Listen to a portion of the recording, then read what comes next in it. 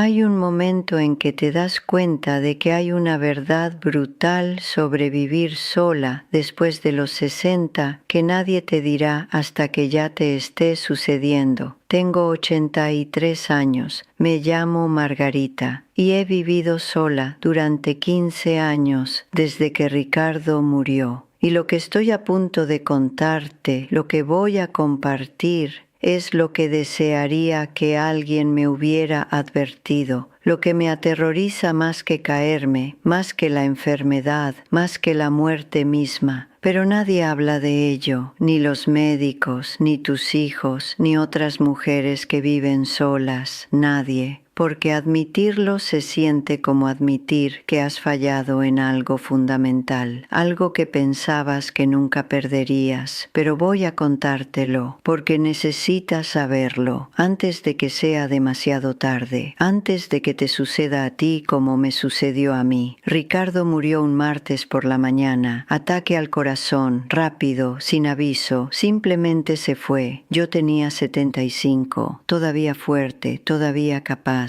todavía yo misma. Los primeros meses fueron caos, papeleo, arreglos del funeral, mis hijos rondando constantemente, Linda llamando cada día, David pasando a verme, todos preguntando si estaba bien cada 5 minutos. No estaba bien, pero estaba funcionando, y pensé que eso era todo lo que importaba. Luego las llamadas se hicieron menos frecuentes, las visitas cesaron, todos volvieron a sus vidas y la casa se quedó en silencio. Realmente, verdaderamente en silencio, de una manera que nunca había estado en 46 años de matrimonio. Al principio me dije que esto era lo que necesitaba: espacio, paz, nadie a quien complacer, el horario de nadie que considerar, solo yo, mi tiempo, mis elecciones, y durante tal vez 2 semanas se sintió como alivio. Podía cenar a las 9 de la noche si quería, podía dejar los platos en el fregadero toda la noche, podía ver lo que quisiera en la tele sin negociar, podía irme a la cama a las 7 o a medianoche y a nadie le importaba.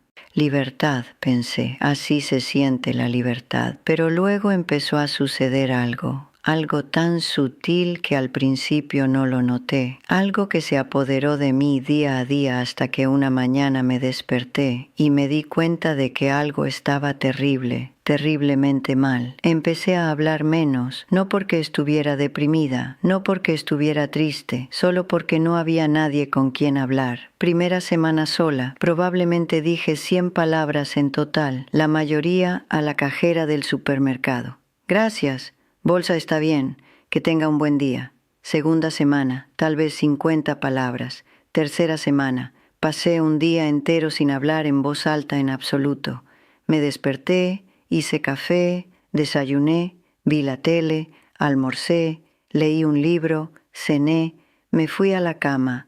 Ni una sola palabra salió de mi boca.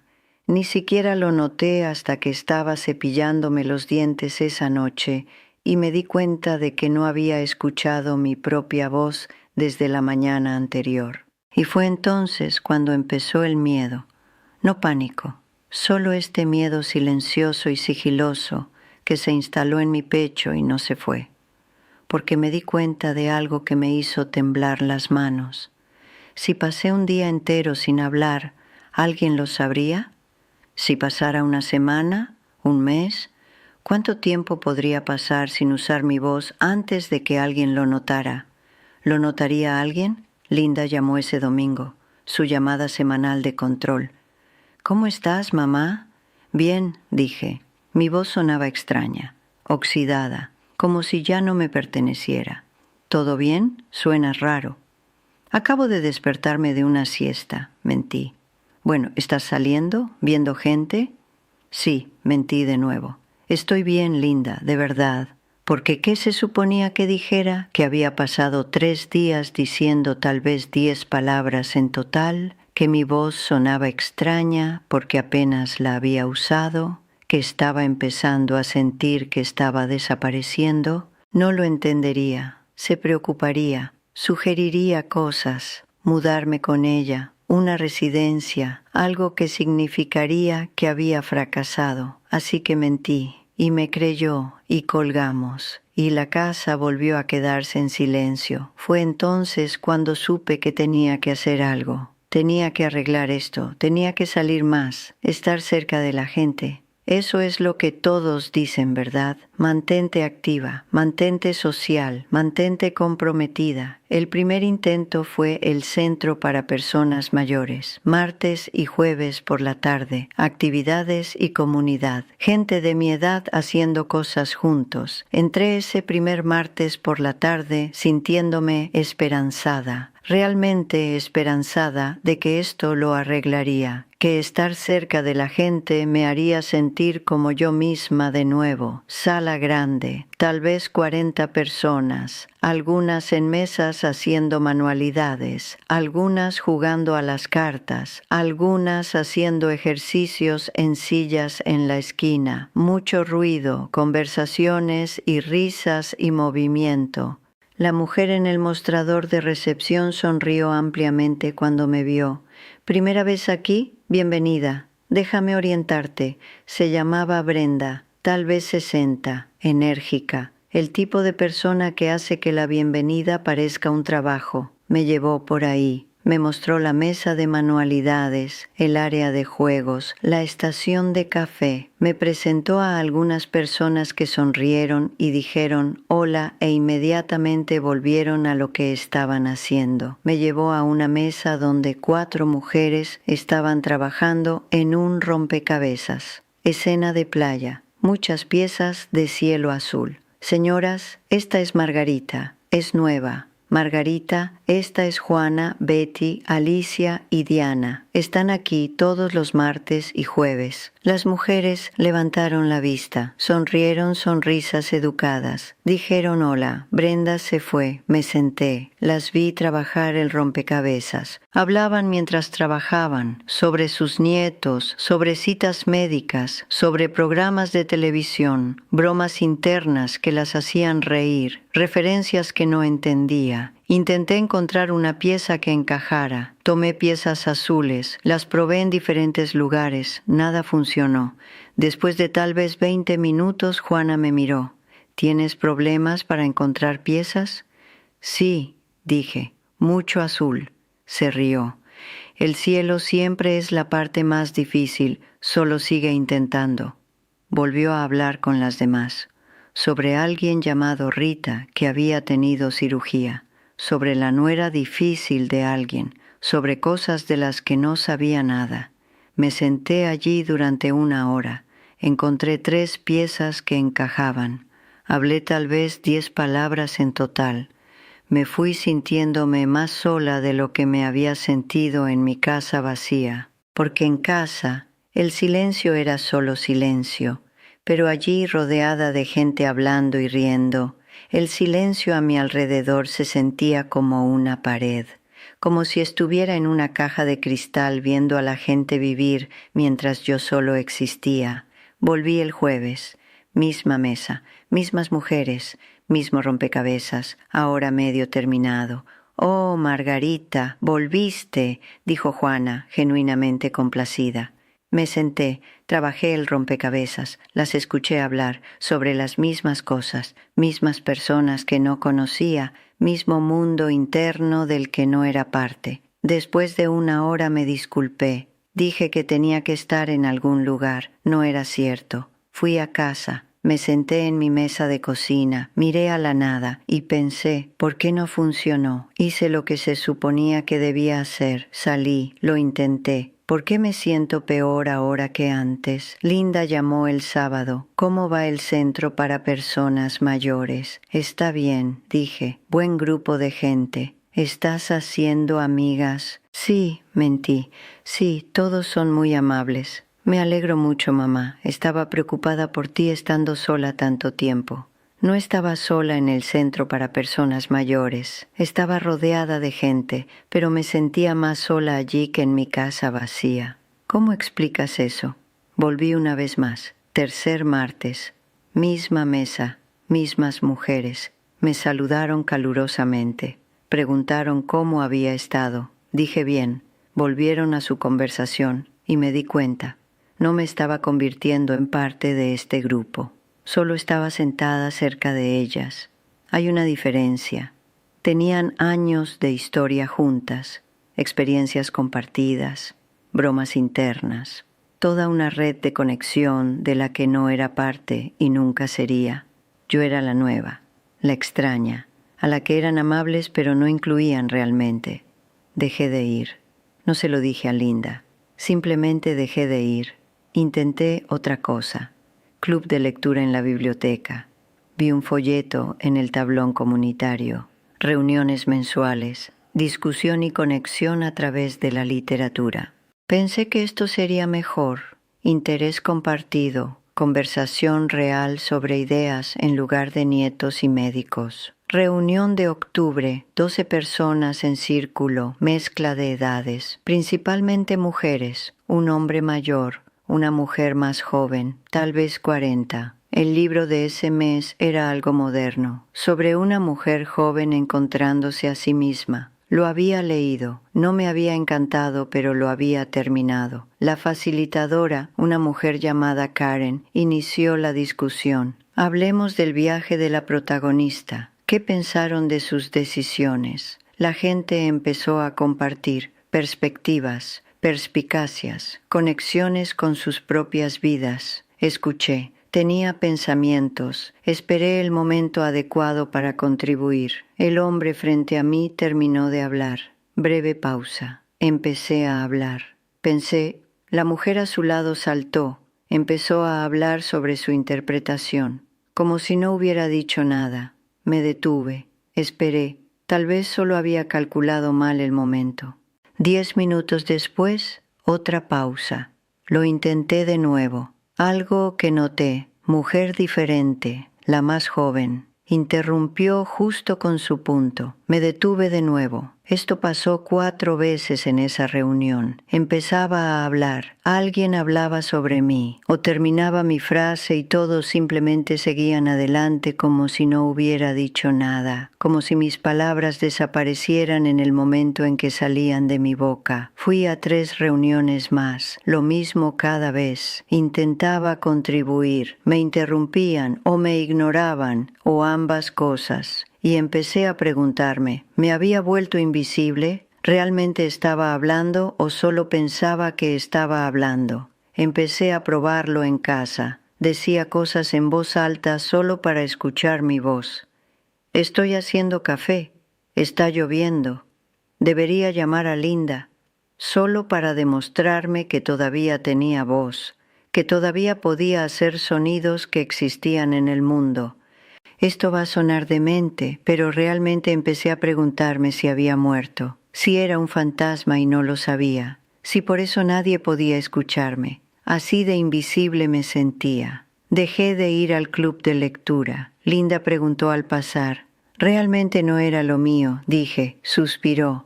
Ese suspiro decepcionado. Mamá, tienes que intentar. No puedes simplemente rendirte con todo. Pero no me estaba rindiendo, me estaba ahogando, y cada intento de salvarme solo me hundía más profundo. Tercer intento. Iglesia.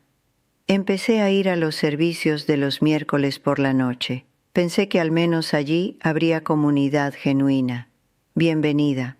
Lo que se supone que las iglesias hacen bien.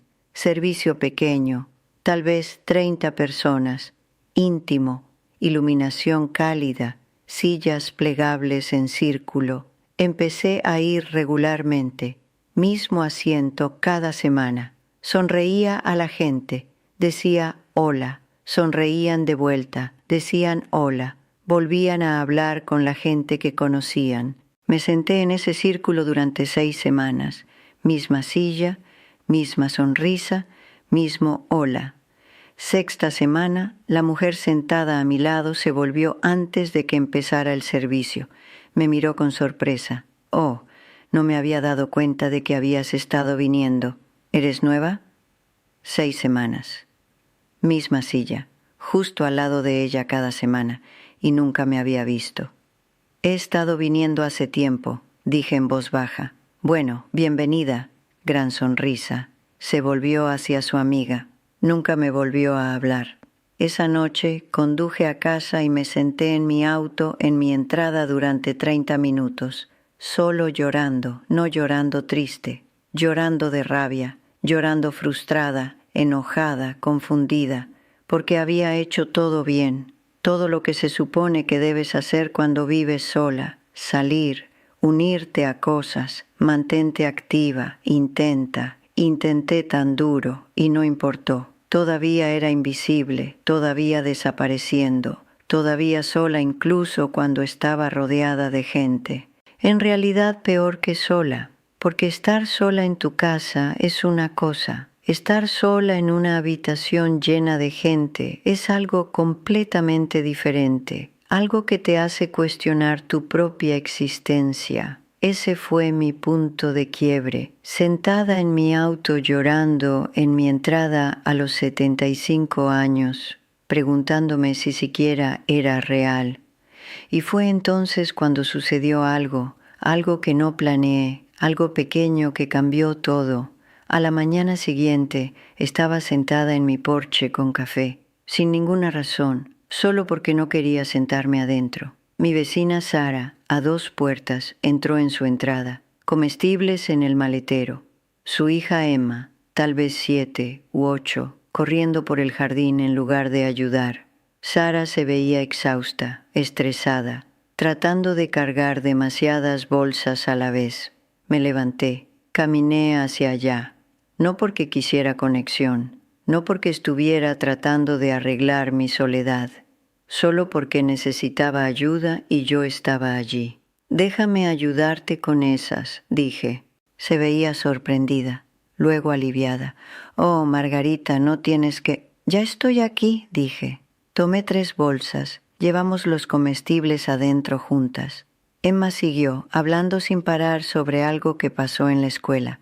Sara me sonrió disculpándose. «Muchas gracias, eres una salvavidas». «No es nada», dije, pero no era nada, porque Sara me había visto, realmente me había visto. No había sonreído pasándome de largo, no había sido educada, realmente notó que existía y había usado mi voz. Palabras reales, en una conversación real con una persona real que realmente me escuchó. Se sintió como respirar después de estar bajo el agua. Empezó a pasar más a menudo. Veía el auto de Sara entrar, caminaba hacia allá. Llevábamos los comestibles juntas, charlábamos durante 5, tal vez 10 minutos, sobre nada importante, la escuela de Emma, el clima, el correo, no profundo, no significativo, solo real, y real era lo que necesitaba.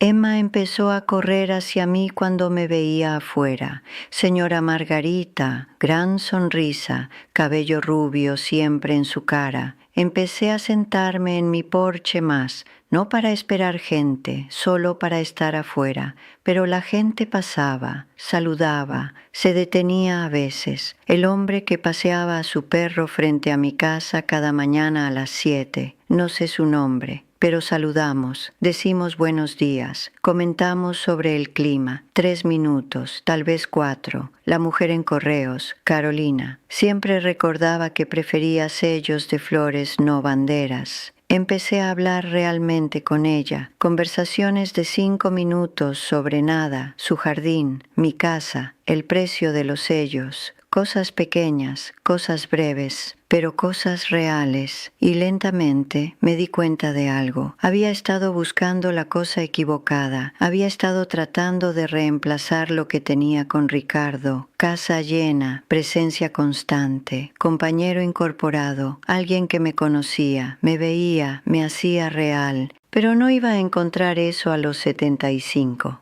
No empezando desde cero con extraños en grupos de rompecabezas y clubes de lectura y círculos de iglesia.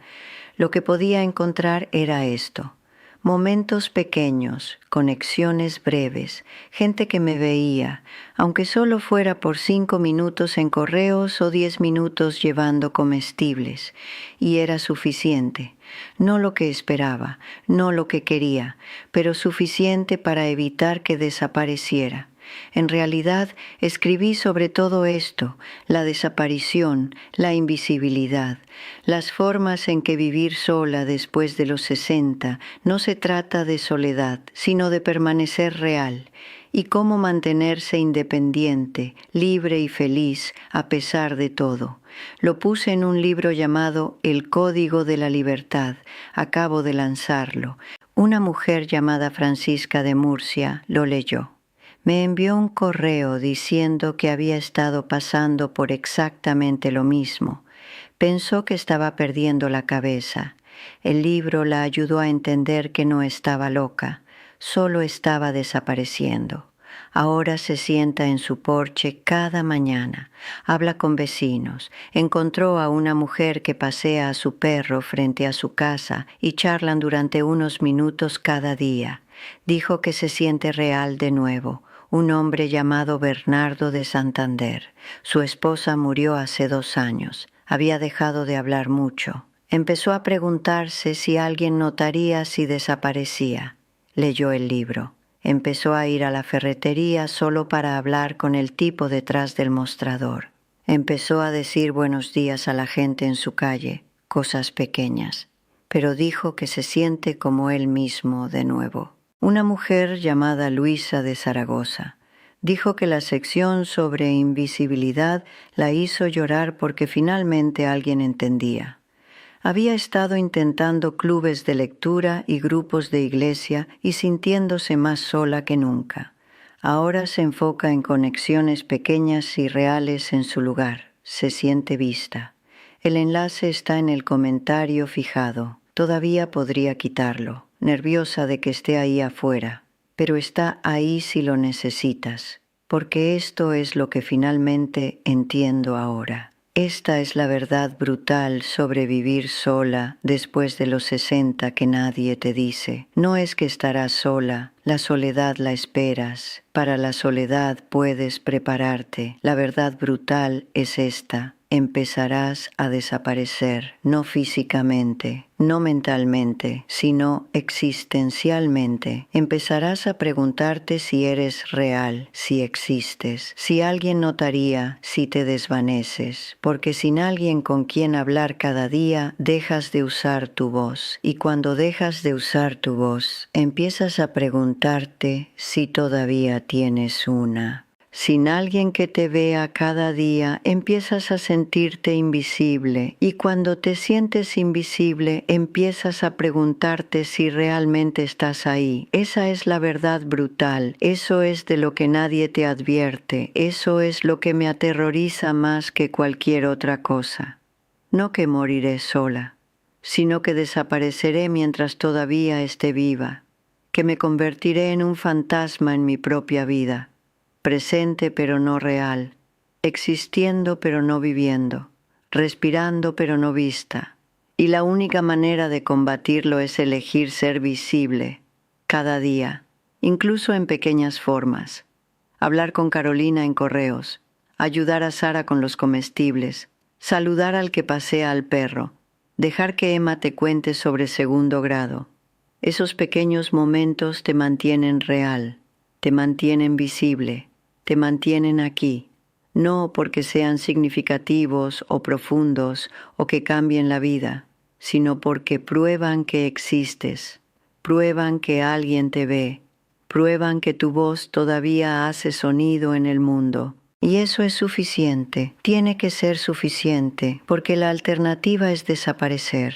Y me niego absolutamente a desaparecer. Tengo 83 años, vivo sola y algunos días todavía me siento invisible, pero estoy luchando cada día, con cada pequeña interacción, cada conversación breve, cada 5 minutos en correos. Estoy luchando por permanecer real, por permanecer visible, por permanecer Margarita. Y si estás viviendo sola después de los 60, espero que también estés luchando.